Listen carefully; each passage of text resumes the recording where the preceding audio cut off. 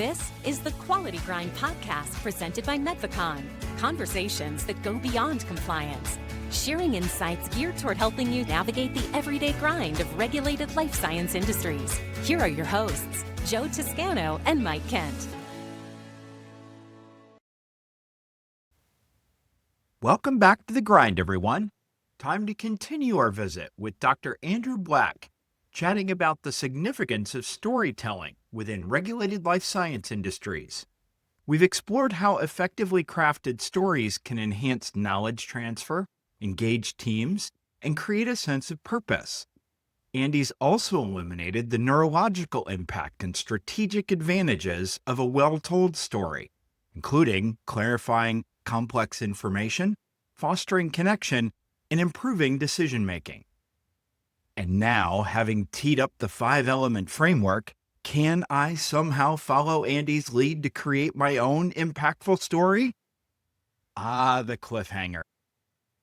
Let's pick up the conversation there with part 2 of The Power of Storytelling with Dr. Andy Black here on The Grind.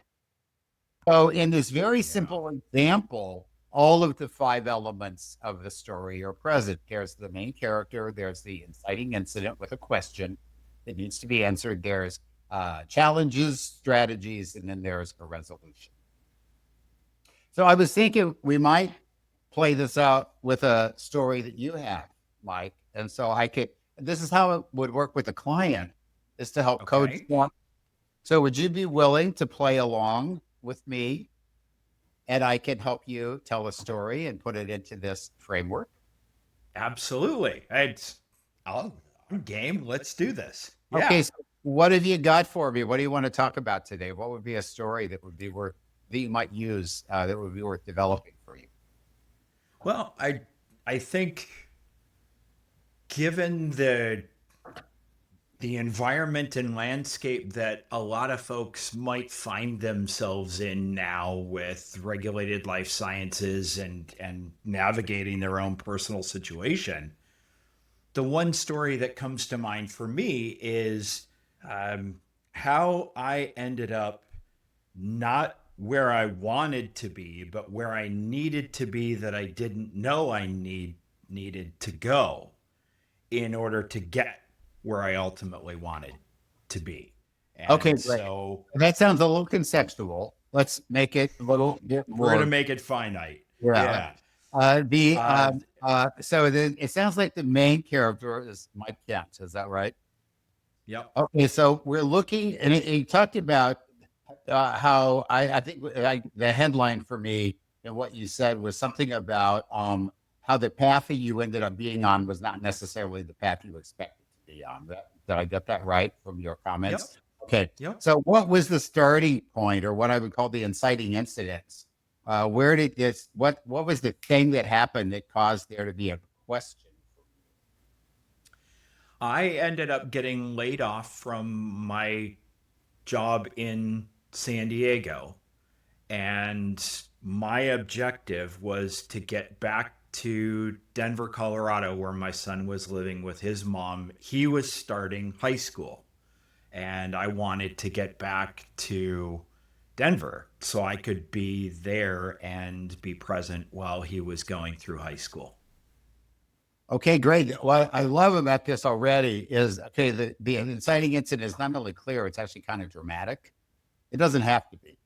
Although that idea about, we have studies, we can't get people enrolled. I mean, there's a certain kind of drama. The more dramatic the inciting incident is, the more interesting the story is going to be. And there's a clear question, which is, could I get back to Denver so that I could be with my son?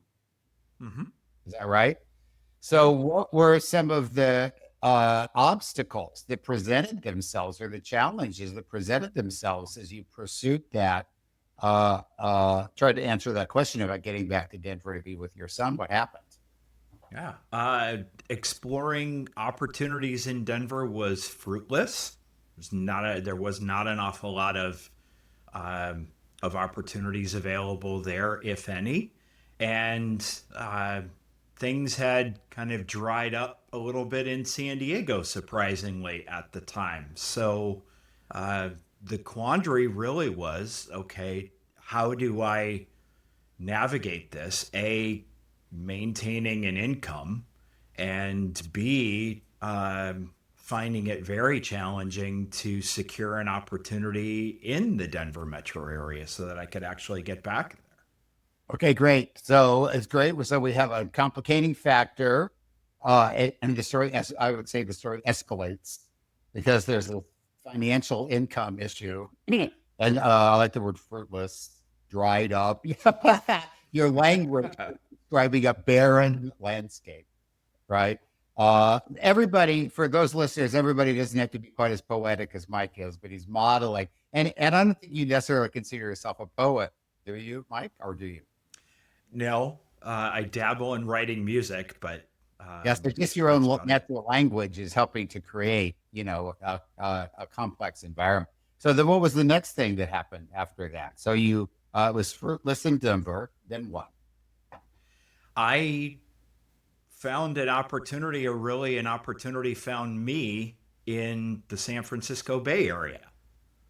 And that was the one and only um, job opening that presented itself and eventually um, moved its way towards an offer letter. So I'm being presented with this opportunity to go to San Francisco and continue to actually like be able to pay my bills and put food on the table and etc. But it's not where I really want to be, and knowing that it's probably a 2 to 3 year minimum commitment. If I take this, what does that do for the ultimate goal of being present for my son while he's going through high school? Yeah. So we have like a detour. I'll call it a detour that presents itself, where you Yeah. have an opportunity to stabilize yourself financially and be stable, but it's going to be a 2 to 3 year commitment, and it's not does not appear to be directly on the path of being in Denver, which is where your son is, which is ultimately what your goal is. So Right. it's a conflict and a decision here. So what did you decide to do, Mike? I took the opportunity in San Francisco. I chose the path of, well, I need to have a job, but I need to have an income, and this is what's available. And um, there was a very small part of me that trusted that, and there was a very big part of me that was resentful that that was the only Oh, thing that came about. wow. Yeah, great.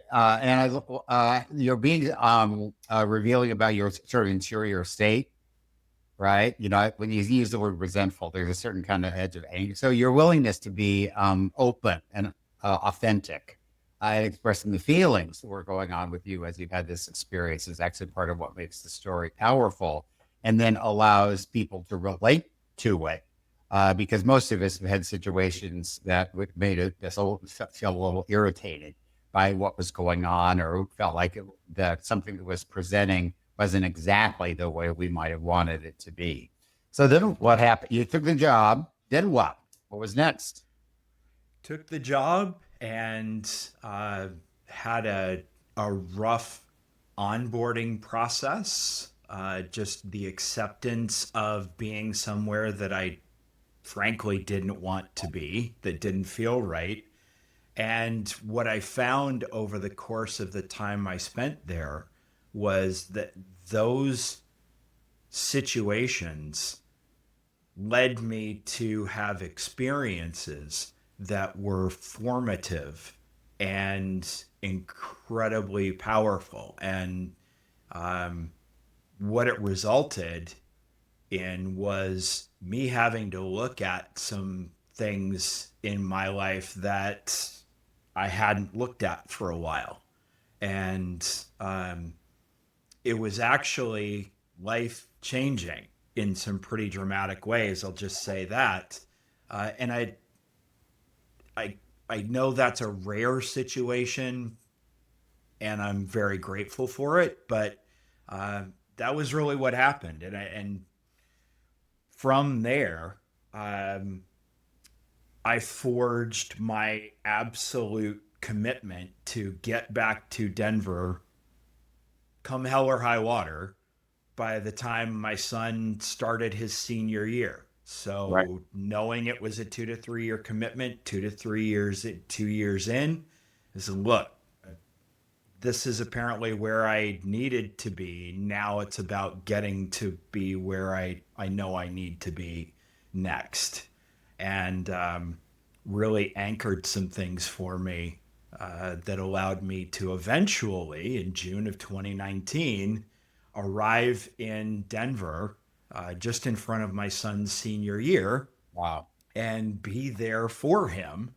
And we all know what happened in March of 2020. COVID hit and the world changed. And I was lucky enough to be there during that time frame for him and actually set up my own consulting business and created more of what I wanted and more of what I even expected there to be once I got to Colorado Great. because I was there. Wonderful. And because I had been in San Francisco.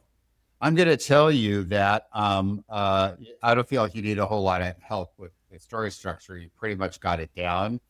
And I will say this, of course, I was prompting you with questions, which using the narrative framework that is a story. And so that actually helped you to organize the narrative in a way that mapped to the framework. What was the sort of the lesson or the takeaway for you from this whole experience? If you were going to tell us the moral or the point, what would you say it was?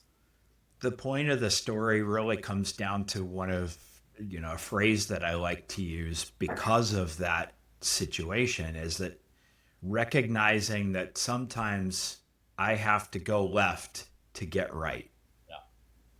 And, I may not be able to do what I absolutely want in the moment, but when an opportunity is presented, maybe that there's a reason behind that. And I didn't understand that reason until after I had been there.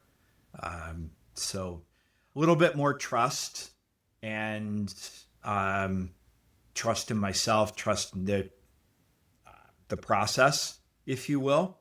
But that for me was an example that still kind of frames how I go about things, is that try and be a bit more receptive to what's out in front rather than trying to control everything along those lines. Does that make sense? Yeah, it makes perfect sense. Yeah, it's clear as a bell. And so you've got a great story, right? You've got the main character is Mike Kent. You have this inciting incident, which is being laid off in San Diego, and you seeing that as an opportunity to be with your son. The question that goes with that inciting incident is, will I be able to get to Denver? Some of the obstacles, there was fruitless in Denver. There was enough dried up in San Diego. The only opportunity that presented itself was in San Francisco, which is not where your son was. It was going to be a 2 to 3 year commitment. But given the reality of the situation you found yourself in, you elected to take the job. You had to overcome a certain amount of resentment that you had about not being where you wanted. But in the end, many of the experiences that you had while you were in San Francisco were dramatically life-changing, and sounds like actually positioned you then to be able to secure the opportunity in Denver, which at the end of the day did allow you to be with your son in time for his senior year. And the moral of the story is sometimes you have to go left in order to go right. Did I get all that correct? That's it. Yeah. Yeah. And what I would say that, the thing, well, we haven't really talked about this yet, Mike, but one of the places that leaders and managers are often use stories is in coaching situations where they're coaching an employee or mentoring an employee. And this sounds like a situation that a coach might use. And an employee has an opportunity that's not exactly ideal. And they're kind of trying to figure out what to do about it. The idea that sometimes you have to go left in order to come back right you can say that to an employee that you're coaching or mentoring, but for you to say to them, let me tell you a story about something that happened to me right, is going to be a much more powerful coaching moment than simply quoting the aphorism. And I won't tell the story, but one of the things that I recall as we have this conversation is that I frequently managed employees that were impatient with their rate of progress. They felt that they were ready to move to the next step, and there didn't appear to be the opportunity to do that. And I had a similar experience in my own career. And there were a variety of different things that happened that actually allowed me to almost unexpectedly make that move. And some things that I did while I was waiting that enabled me to make that move more successfully. So when I coach or mentor employees that are feeling impatient with their rate of progress, I would frequently tell them that story about my own experience as a way of helping them deal with some of their impatience and figure out strategies they could use while they were waiting.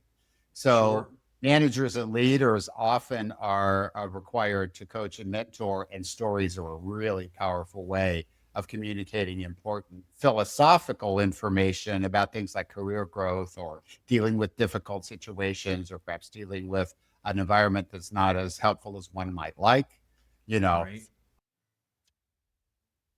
And now, a quick word from our sponsor. At Medvacon, we help life science companies harness the power of storytelling, turning complex regulations into clear, memorable strategies. The result? Teams understand, retain, and act on what matters most. Visit us at www.medvacon.com to learn more. So what you and I have done is kind of role played. And if we were in a workshop together, what I would do is I would have everybody in the workshop identify a story and then map it to these components. So it would be, who's the main character, what's the inciting incident in the question, what were some of the obstacles and strategies, and how did it resolve? And then just to organize, the first step in telling a good story is just to get it organized in your head, right? Sure. And you can do this if you're extroverted. Sometimes it's helpful to talk it through with somebody else. People who are internal processors sometimes just like to sit and write it all out and have it in front of them. That's one step. Then there's the actual telling of the story, you know. And in a workshop, I typically create story circles. So I'm going to go back to the example of Jacob Smith and the asset that they were trying to validate. And so Jacob Smith and his partner they both had stories. They wrote everything down on a form that I provided them. Then we all got in, sat in a circle at the front of the room, and people went around and told their stories. And so Jacob told his story, right? So I had the opportunity of actually bringing it to life, having the elements organized in his own mind. And I'm going to say that you don't always have to write it all out or practice it the way we did it. I've told there are a couple of stories that I've told so many times now that I could practically tell them in my sleep. And I didn't write them all down. I just kind of told them over and over again and refined them as I went. You know, the story that I told at the beginning of this conversation about my career, I can tell it in a variety of different ways, depending on who the audience is and what I'm trying to accomplish in the story. I will say, however, that if somebody, I'll go back to the woman who was managed the political action committee. You know, if I were her and I knew that I had 5 minutes at the beginning of a workshop to make a pitch for my committee, I would want to plan the story in advance. Sure. Because I would want to make sure that I was really economical in the way that I told it, and that I hit the marks, didn't leave anything out, and there was no confusion about what happened when. So if you're in a situation where telling a story is in an effective way is sort of mission critical to achieving your objectives, I think that it's really useful to work it out in advance. And I like to think of myself as a pretty effective storyteller, but the coaching that I have to frequently give myself is to plan my stories in advance, because I discover that if I do that, they're more economical. The point comes across more effectively. And I can, there's different problems. You know, sometimes people get confused and they have to go back and start over again. In some cases, Right. they leave out, unwittingly leave out an important detail, right? And the story doesn't make sense. And in my case, I have a tendency to be somewhat self-indulgent, and I kind of linger over details that are not strictly necessary, and then I end up taking too much time. So there's a Okay. variety of different ways that storytelling can go awry. And if you've planned it out in advance and maybe even practiced it with somebody, I actually won an award for my research when I was a PhD student. And part of that involved a series of questions I had to answer, and I was telling stories. So I literally got on a Zoom call with a friend of mine and practiced the whole thing in advance. Because when I went for the in front of the jury to present my research for this award, I wanted to make sure I was crystal clear, right? So there's absolutely nothing wrong with practicing your story in advance in a high stakes environment, and I did win the award. So I think like the investment that I made in the practicing paid off in terms of the results that I got. So, Well, and what comes to mind in that genre as well is that for professionals that are out there listening, one of the things that is important for all of us to various degrees is networking and how you interact with people. And, there are a lot of people that will say, well, practice your elevator pitch or things along those lines. And I wonder if there's an opportunity maybe in those environments. Do you think there's an application of storytelling as part of or the entire elevator pitch when folks are networking, as opposed to just listing a bunch of bullet points in sequence of I do this, I do this, I used to do this, now I do this, blah blah blah? well, yeah, absolutely. As a consultant, I'm networking all the time.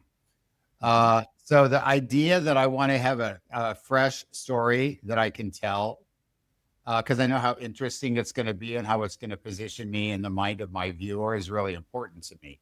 So just last week, I did a class on strategic planning for a group of people, so it's like, this is sort of the intervention of the week, right? So if I'm interacting with people who are likely to want to hire a consultant, and they say, so what are you working on these days? Or what are you doing?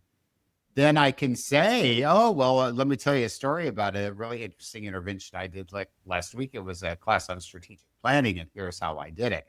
So to have that story as like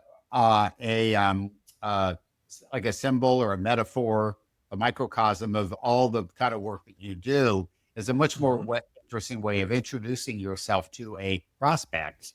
Then, I mean, a lot of times people fumble around and they don't even know what to say, because the question, interestingly enough, the question, so what do you do, is surprisingly hard to answer.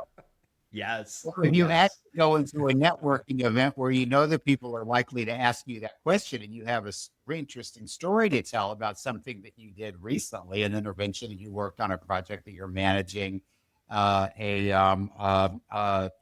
that you are working to develop, if that's something you can talk about in a public forum, to have those stories at the ready, I think is really, really, really, really powerful and serves the networking process very, very, very well. Yeah. And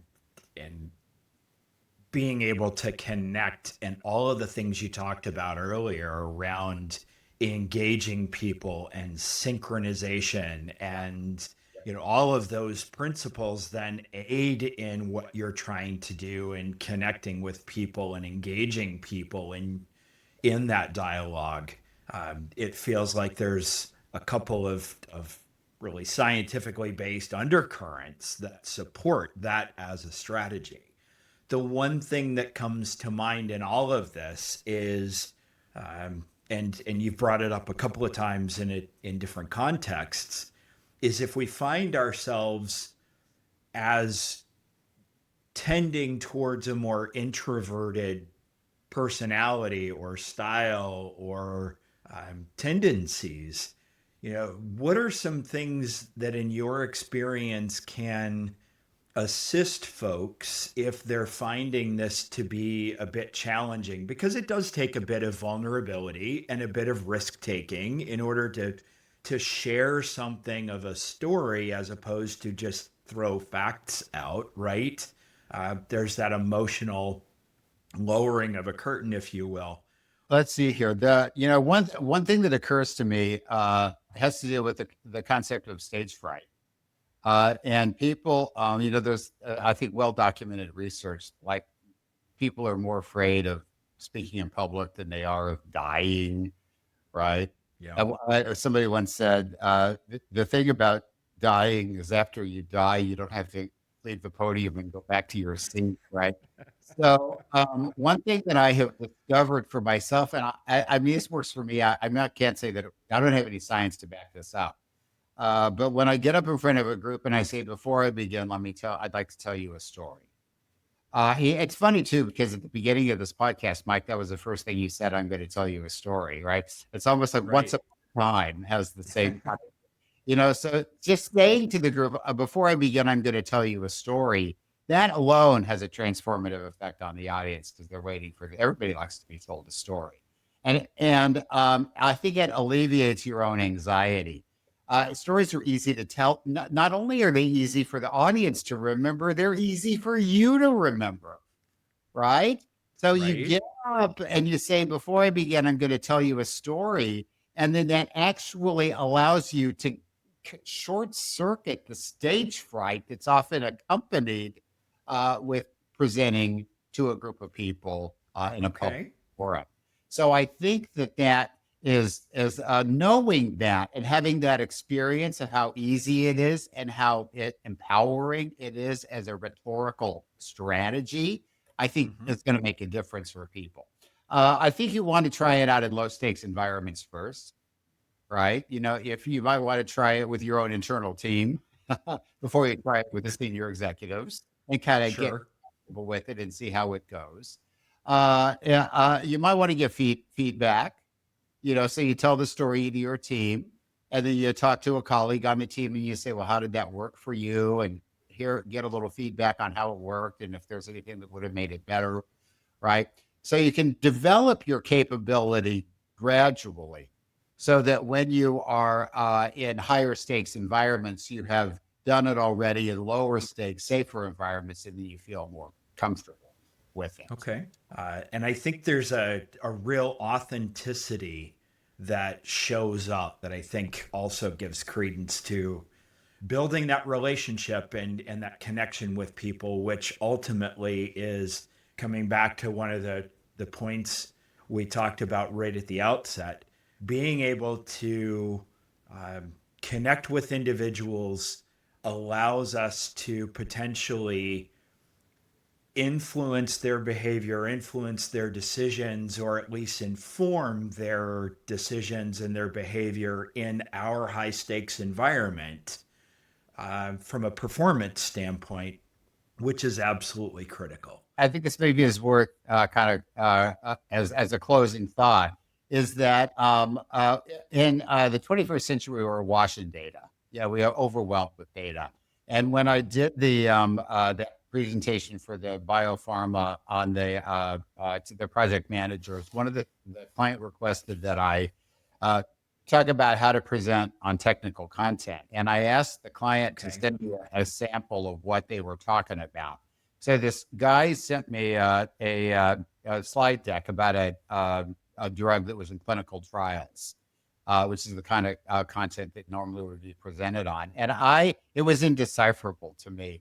And I have a PhD, so I'm used to dealing with content that a lot of people would consider indecipherable. And this was like a whole new level of indecipherability. And so we're awash in data, and trying to make sense of all the data that we have is like, feels like it's overwhelming. And so from a historical perspective, before the scientific revolution, the only way that people had to make sense of the world around them was by telling stories. So there are the myths, Apollo and Hera and Zeus were all stories that the Greeks and the Romans told about the world around them to try to make sense. And then later the Bible became a set of stories, which among other things, provided information about how people understood God and the nature of humans' relationship to God and the world around us, right? So the scientific revolution comes along, and Isaac Newton discovers the law of gravity, and there are changes in the way the humankind processes information and thinks about the world around them. And it's almost like, well, we don't need those mythological stories anymore because now we have science to explain everything. We have facts. We have data, right? So fast forward to the 21st century, we have so much data that we can't find it, we can't access it.